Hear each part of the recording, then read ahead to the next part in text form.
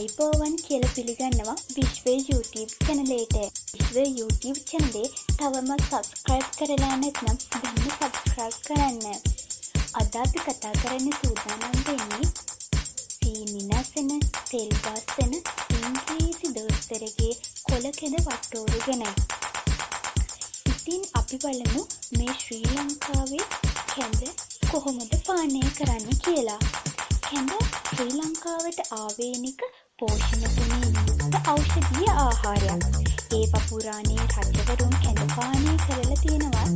භික්ෂුන් අතර පවා කෙඳ පූජා කළ බව අතීතයේ තොරතුරු දෙස් කියනවා.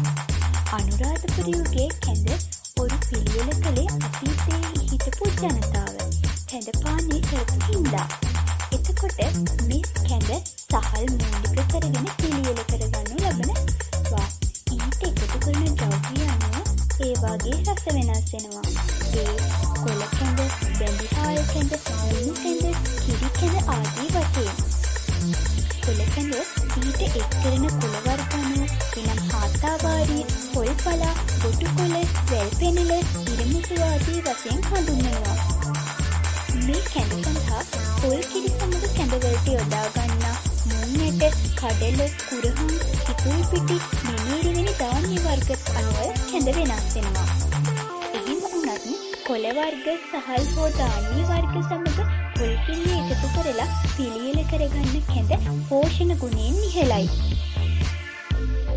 දියවැඩියාව වැළැක්වීමට, පිළිකා වැළැක්වීමට, හෘද රෝග පාලනය කිරීමට, කොලෙස්ටරෝල් පාලනයට, ශරීරයේ ප්‍රතිශක්ති වර්ධනයට, ශරීරයේ විෂ ඉවත් කරන්න, වකුගඩු ආරක්ෂා කිරීමට වගේ වටිනා කෙඳ වර්ගයක් තමා අපි ගන්න ඕනි. ඒවා ශරීරයට තියෙන ගුණ වැඩි වෙනවා.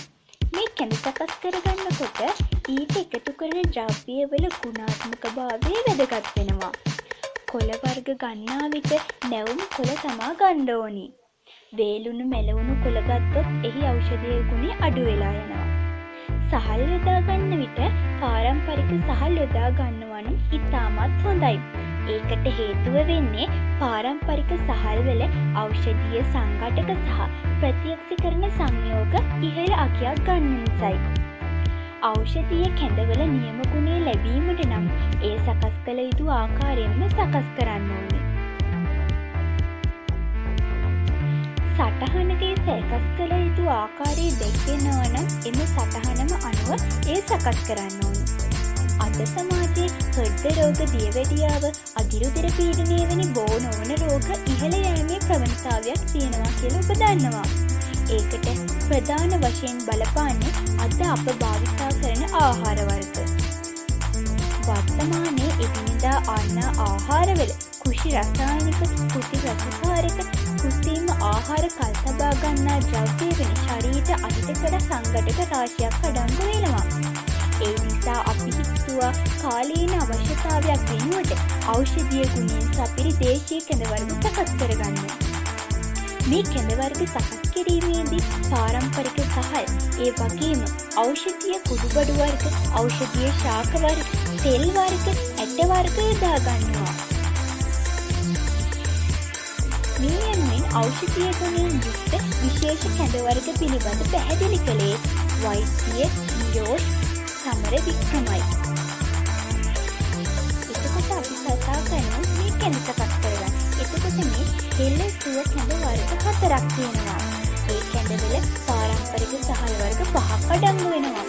එනම් කළු වී නැටි, පච්ච පෙරමුල්, මඩ තවාලු, බටකුලල් සහ කුරුළු සුළයි.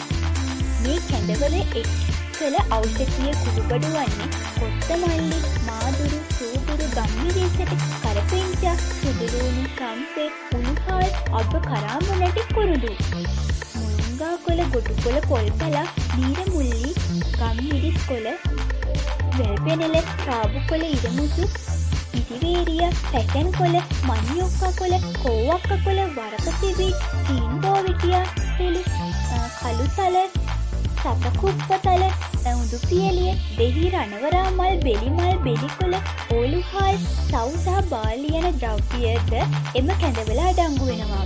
කැඳවලට එක් කරන තෙල් වර්ග වන්නේ පොල් තෙල්, එළඟි තෙල්, බටර්. ඊට අමතරව මඩ තවාලු පිටි, සහල් පිටි, කහවණු සහල් පිටි, මුංගට පිටි, කඩල පිටි සහ කිතුල් පිටි යන පිටි වර්ගද සාබු, වට්ටක්කා, බණ්ඩක්කා, අලු කෙසෙල් යන එළවලු වර්ග මී පැණි මේ කැඳවලට එකතු කරනවා.